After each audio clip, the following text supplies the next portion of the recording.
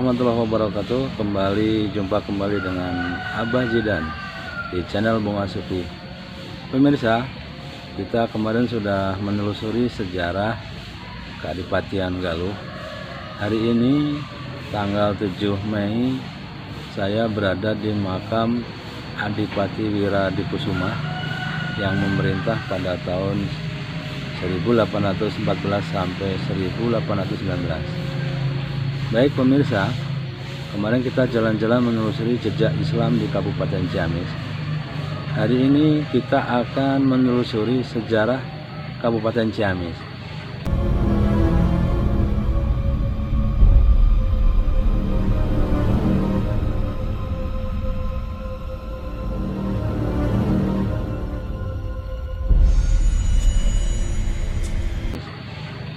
Seperti kita ketahui, tanggal 12 Juni adalah hari ulang tahun Kabupaten Ciamis.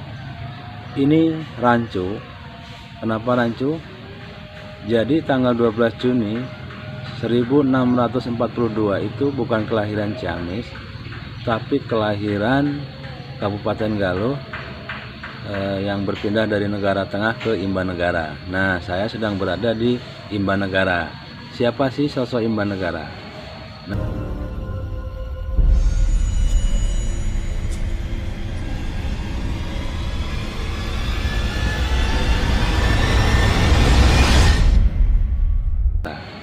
Nah, Imbanegara adalah bapaknya Mas Bongsar atau Adipati Arya Jayanegara yang diangkat oleh Mataram menggantikan ayahnya. Karena di Negara Tengah terjadi kepedihan luar biasa karena Imbanegara ini dipenggal karena dituduh bersekongkol dengan Dipati Ukur dalam pemberontakan kepada Mataram.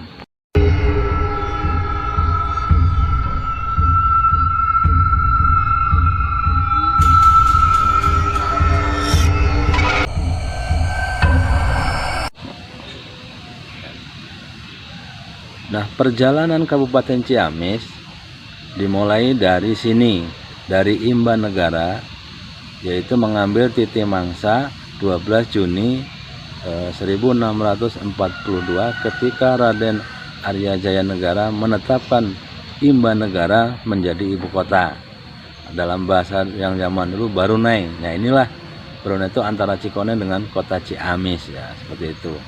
Imbanegara menjadi ibu kota Kabupaten Galuh sampai 1815. Nah, ini sebelum kita berbicara Galuh yang paling terakhir. Nah, inilah kalau kita membuka kembali sejarah, ternyata Ciamis berangkat dari tanggal 12 Juni itu bukan kelahiran Kabupaten Ciamis, tapi kelahiran Kabupaten Galuh. Sehingga kalau kita merayakan hari ulang tahun Kabupaten Ciamis, itu bukan ulang tahun Kabupaten Ciamis, tapi ulang tahun kakek moyangnya orang Kabupaten Ciamis, yaitu Raden Arya Jayanegara.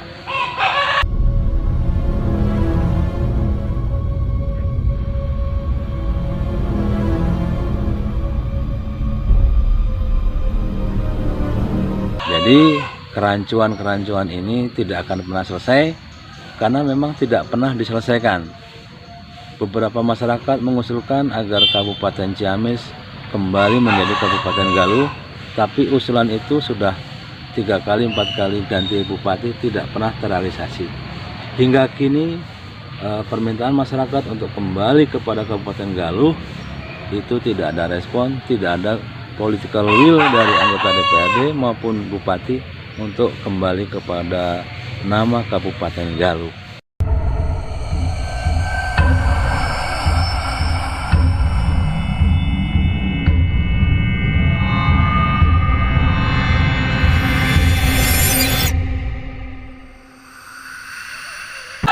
Jadi selama ini kita tidak pernah membuka tabir bahwa yang kita peringati ini adalah Kabupaten Galuh. Ketika berbicara ulang tahun Kabupaten Ciamis ke 378 tahun ini, itu adalah usia Kabupaten Galuh, bukan Ciamis. Kalau kita berbicara Ciamis, kita akan berbicara 1915 sampai 1916 ketika dipimpin oleh Bupati Sastrawinata. Nah, seharusnya kalau kita berbicara ulang tahun Kabupaten Ciamis, kita titik mangsanya itu menggunakan SK perubahan dari Kabupaten Galuh kepada Kabupaten Ciamis yang waktu itu distempel oleh Belanda. Maka usia Kabupaten Ciamis tidak sama dengan Kabupaten Galuh.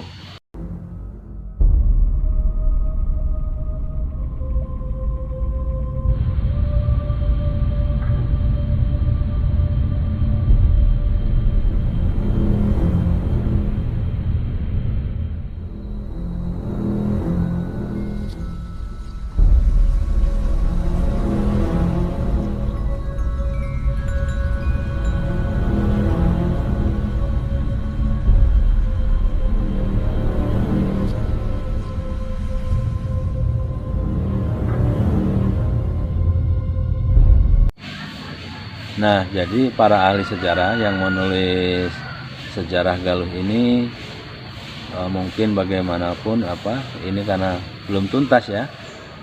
Mungkin masyarakat dan pemerintah Kabupaten Ciamis sekarang harus duduk bersama merumuskan kembali mana yang akan kita sepakati. Kalau berbicara Ciamis, sebaiknya kita menggunakan titik mangsa lahirnya Kabupaten Ciamis.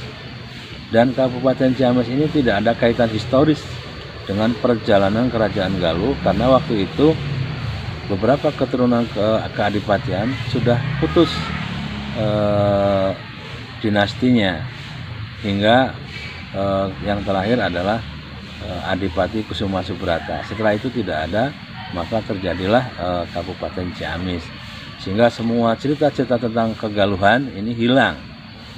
Nah, inilah fakta yang selama ini tidak dibuka secara umum dan tidak didiskusikan.